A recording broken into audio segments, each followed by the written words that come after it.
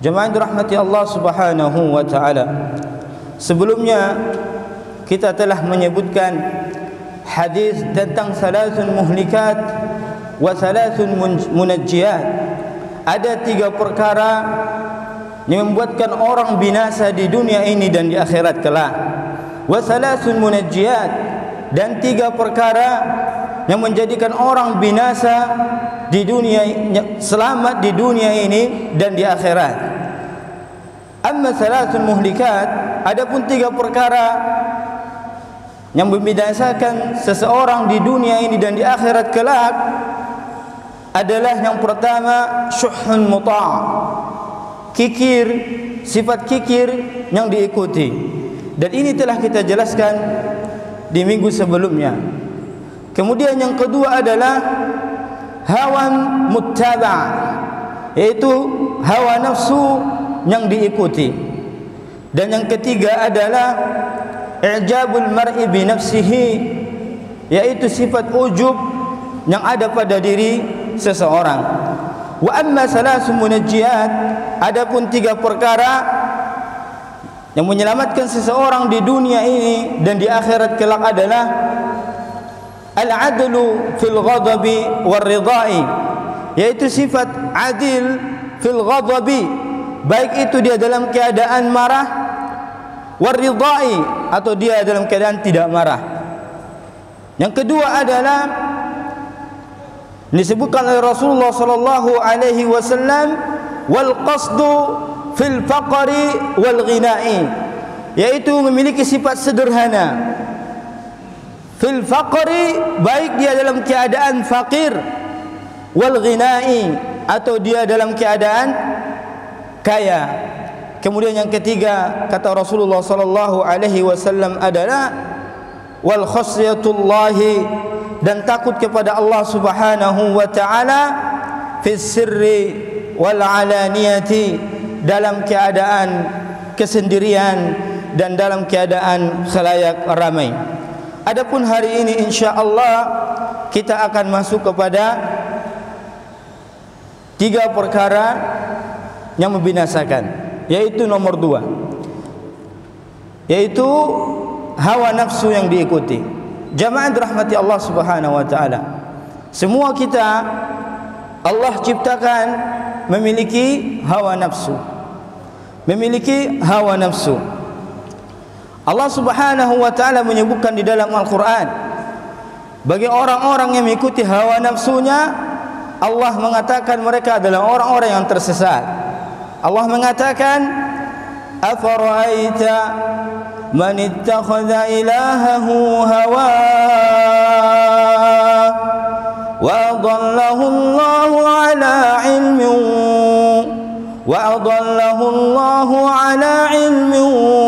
wa khatama ala sam'i wa qalbihi وجعل على بصره غشاوة فمن يهدي من بعد الله أفلا تذكرون.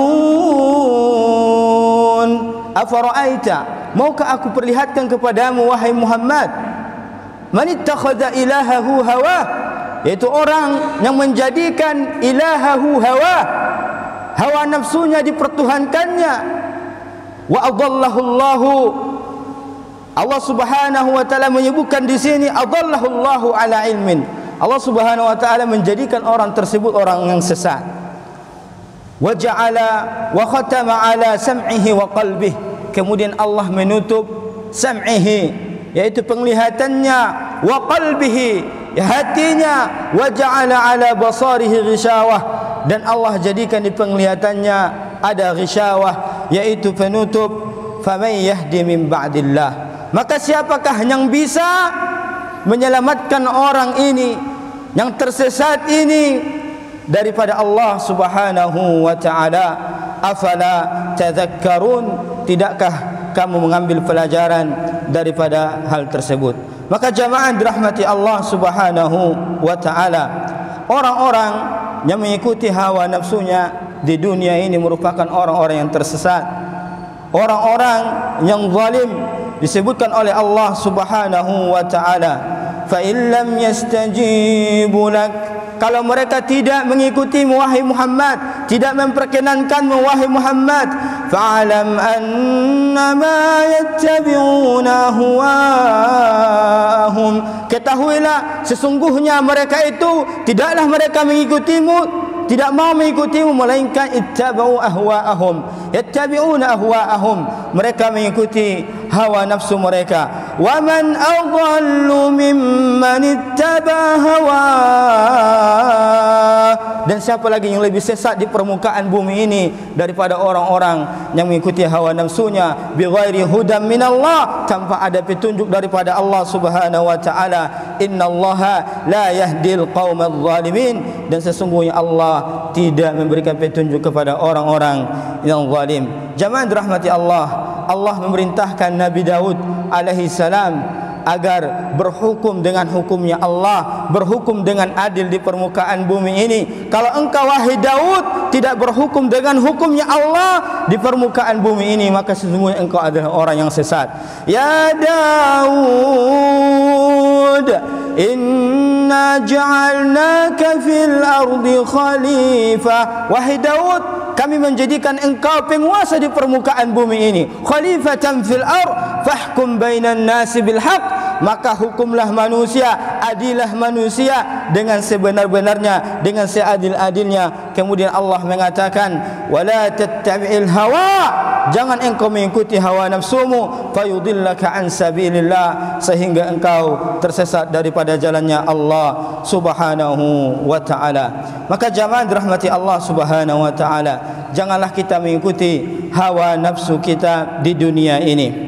Sesungguhnya jamaah dirahmati Allah Subhanahu wa ta'ala, orang-orang mengikuti hawa nafsunya berarti dia lebih mencintai hawa nafsunya daripada Allah dan Rasulnya.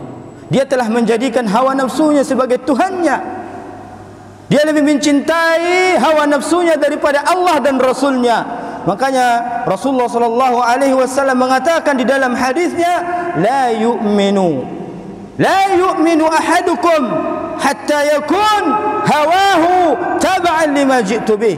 Kata Rasulullah sallallahu alaihi wasallam, tidak beriman salah seorang kamu hatta yakun, sampai hawa nafsunya tab'an lima ji'tu bih, sampai dia mengikuti apa yang aku bawa. Maka orang yang beribadah tidak sesuai dengan yang dibawa oleh Rasul, maka dia itu adalah mengikuti hawa nafsunya.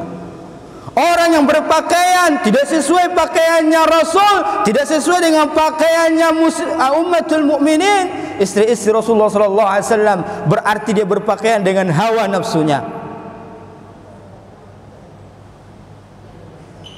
Maka jemaah dirahmati Allah Subhanahu wa taala, Rasulullah mengatakan la yu'min, tidak beriman salah seorang kalian hatta yakun hawahu tab'an lima jitu bih, sampai hawa nafsunya ngikut kepada apa yang aku bawa. Jemaah dirahmati Allah Subhanahu wa taala, Allah membuat perumpamaan di dalam Al-Qur'an, surah Al-A'raf, perumpamaan orang yang mengikuti hawa nafsunya. Allah mengatakan dalam Al-Quran, famathaluhu kamathalil kalb, perumpamaan orang mengikuti hawa nafsunya wahai Muhammad itu seperti anjing. Bagaimana seperti anjing? In tahmil alaihi yalhas, kalau engkau mengulurkan tali, dia tetap mengeluarkan lidahnya. Wa in tatrukuhu yalhas, kalau engkau biarkan dia tetap mengeluarkan lidahnya. Artinya seseorang itu sangat hina, ya, seseorang itu sangat binasa yang mengikuti hawa nafsunya di dunia ini. Maka jamaah dirahmati Allah Subhanahu wa ta'ala, semua kita memiliki hawa nafsu, dan itu sudah Allah berikan kepada kita. Tetapi seseorang yang beriman, yang takut kepada Allah Subhanahu wa ta'ala, dia akan menahan hawa nafsunya, dia akan takut kepada Allah. Maka ada 3 perkara yang bisa menghilangkan hawa nafsu ini, mengontrol hawa nafsu ini untuk bermaksiat kepada Allah Subhanahu wa ta'ala. Ada 3 perkara. Yang pertama adalah takut kepada Allah Subhanahu wa ta'ala. Allah mengatakan, waliman khafa maqama rabbih jannatan fabi ayyi ala'i rabbikuma tukadziban. Waliman khafa maqama rabbih jannatan, bagi orang yang takut maqama rabbih. Apa arti maqama rabbih? Berdiri di hadapan Allah Subhanahu wa taala kelak pada hari penghisaban. Dia takut kepada Allah. Pada hari itu tidak ada penterjemah, laisa bainahu wa bainallahi tarjuman, tidak ada yang menterjemah antara dia dengan Allah. Langsung Allah ngomong dengan dia. Allah tanya maksiat yang dilakukan. Maka jamaah dirahmati Allah, salah satu cara mengobati hawa nafsu ini adalah yaitu takut kepada Allah Subhanahu wa taala. Takut dengan kebesaran Allah, takut dengan kedudukan Allah Subhanahu wa taala. Kemudian Allah sebutkan dalam surah yang lain, wa amma man khafa maqama rabbih wa nahan nafsa 'anil hawa. Yang kedua adalah menahan hawa nafsunya, tidak menurutinya. Inilah yang dikatakan oleh Rasulullah sallallahu alaihi wasallam di antara sebab orang binasa di dunia ini di akhirat, hawa muttaba', mengikuti hawa nafsunya. Maka obat yang kedua caranya adalah wa nahan nafsa 'anil hawa, tahan. Kalau kita cinta kepada Allah, cinta kepada Rasulullah, maka dahulukanlah cinta kita kepada Allah daripada cinta kepada hawa nafsu. Kemudian jamaah dirahmati Allah Subhanahu wa taala, yang terakhir adalah bagaimana kita mengobati hawa nafsu ini adalah dengan berdoa kepada Allah Subhanahu wa taala. Kita mengatakan Allahumma inni as'aluka khasyatuka fil ghaibi wasyahadati. Allahumma inni as'aluka khasyataka fil ghaibi wasyahadati.